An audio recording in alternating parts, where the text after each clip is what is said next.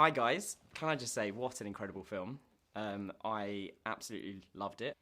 The one thing I straight away thought about though was you both come from the MCU and now you've gone from Marvel to Marley. And what was that like going from such big blockbuster polished kind of environments to something that's so much more kind of authentic and is obviously a real characters rather than kind of superheroes and stuff like that. What was Much that like? better. Yes. Yeah. Yeah, much more much grounded. better. Yeah, I didn't even connect that really. I think we were just like, Yeah. we were just work. Yeah. But it's only after I went, oh yeah, we Yeah, both we never Yeah, talked you're both about mutual friends with Samuel L. Jackson, you know? Yeah, we never talked Things about that has Marvel. to. Yeah, no, there was no time. Samuel was the great part of it for me. You know, getting to work with him. Yeah. He's a pro, man. You know, Yeah, like he knows it's just around exactly him. what he needs, exactly what to get. He's just on the money all the time. Yeah. And it was also hilarious as well. He's funny. Very, very funny. Yeah. Yeah. And when you're on the floor with him, I forget it's Samuel Samuel Jackson. He can Jackson. act. Yeah, You yeah, know? yeah.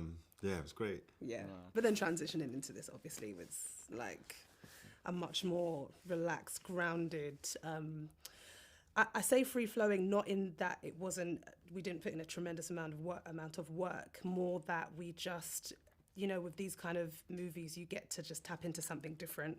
Whereas with the big blockbusters and things like Marvel, things are a little more set. There's more of a structure there. Whereas there's room for collaboration because you know that we need to find something.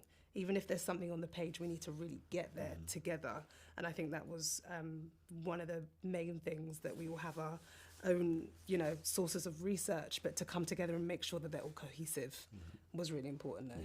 Yeah. And to ground it, I feel like I wanted to triple check everything before we did it with this, you know, because it's history and because, Bob means so much to so many people, and the language and the music, and there was a lot of spinning plates at the beginning, but like we had, I learnt about Bob through his family and through his friends, and they were there with us when we were filming, so there was always someone to turn to ask if you didn't feel like you knew what was going on, or just want to double check how Bob would say something, or Neville Garrick, who's Bob's close friend and artistic director, and he was with us every day, and he was in the room with Bob and Battersea writing down the lyrics as Bob was writing songs. So he was really, I can't imagine making this movie without Neville. No. Well, you had the luxury of Rita.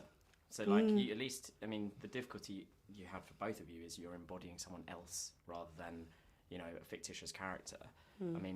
You had the luxury of having that person to say, no, this is how I did it, or this is what but at least you had Neville there, I guess. But I think one of the funny things is, as a fellow Brit, both of your patois was on point, right? You've got Jamaican descent and you're Trinidad and Tobago, is that right? But how hard was that to consistently talk in patois and deliver that as authentically as being Bob Marley? That must have been a challenge. Look, like you said, I'm of Jamaican descent. My household was Jamaican. I just happened to be raised in London. I still had to work, FYI. Like, I really had to.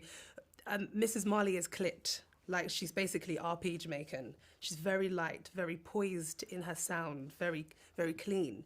Patois was there, but that was more in-house. So when you research her and watch her interviews, it's very, very light. It's very sweet. It's very soft. My family are patois only. Yeah. So I had to throw a lot away and ensure that I don't go into certain isms that are very natural to me. So I was still working to kind of reverse things and make them cleaner and sharper, because she's educated and, has a good standing in her community, and she just presents herself so well that I didn't want her to be too casual. I wanted to always make sure that she was clipped, and that was hard for me, actually. I didn't think it was going to be, but it was. I know you had a whole. Yeah, I was starting from scratch. Journey. I was starting from scratch, really, and I didn't attempt anything publicly for a long time. It was about trying to, first of all, understand what Bob's saying. I understood maybe 70, 80%, and then I found out that I was actually misinterpreting huge parts of what I was listening to, and so I needed a lot of help, and that help kind of went all the way through. Yes, and we normally have one dialect coach on set. We had a whole team. You know, we had 7, 8, 9. You know, like, you know, not always there on set, but Joseph in Jamaica, who's part of the university, he was always ready to talk, and he was sending notes and changes in the night before, and you know, it was a really big team. And the conversation I had with Ziggy and the family at the beginning, and the conversation, it was with the heads of the studio as well.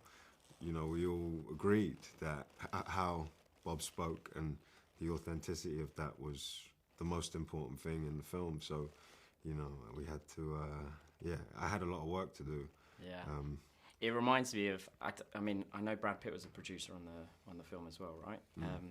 Have you guys seen Meet Joe Black? Have you seen his patois in that? No. A long time ago. I was gonna say, like, I instantly, when I saw he had a credit, I was like, oh my god, like the way you've developed the patois and how perfect it was. I was like, I would have wondered what he was thinking behind the scenes, but Here's a question for you. Go on. Would you know if it wasn't though? Would I know? Yeah. So, I actually, most of my friends are from the Caribbean. Yeah. So I had schoolyard, like, wagwan, what's going on? You know, Yeah. and all that sort of stuff, Yeah. but not like, would I know the difference between you and the real Bob Marley and sing? No, I yeah. think if you compared it like to like, you could be a bit more critical, but I felt completely immersed. Okay. So I think even just your mannerisms, your smile. Sorry, and I didn't mean that to challenge you in any way, but it was just a really important moment for me in the process was when I understood that there was a point where I was like, no one's going to notice, apart from Jamaican people. So the only people who would know where I really got to with the sound would be Jamaican people, because to everyone else, it's a version of something that they don't actually know. And the language aspect of it was really, it's so specific, the way that Bob, the Jamaican patois is one thing, but then the way that Bob talked, the way Bob talked was different as well. And so we were trying to find